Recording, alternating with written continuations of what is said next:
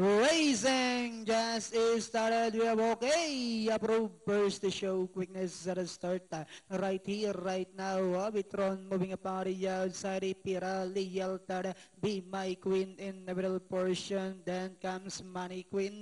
While Sail Straight is the early trailer by about 6 lengths of the leader, and going along for the first turn we have okay approved by about half length. Alongside second comes Lealtada, a length further back in third comes Vitron. Right here, right now he's racing in fourth.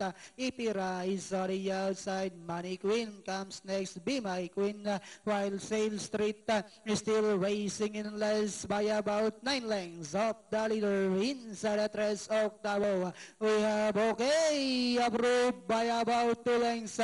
Moving up now on the outside is Lealtado. Vitron is racing into the right here, right now, still in fourth. Then here comes Money Queen now coming closer. Be My Queen, Ipira, Sail Street, and they are now entering the home stretch. We have okay approved by about 2 lengths. Moving up down on the inside now is Money Queen.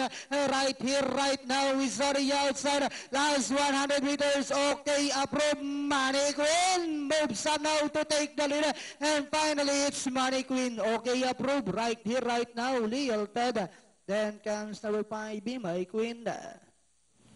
Yan ang mahirap sa galing sa gaining some ground.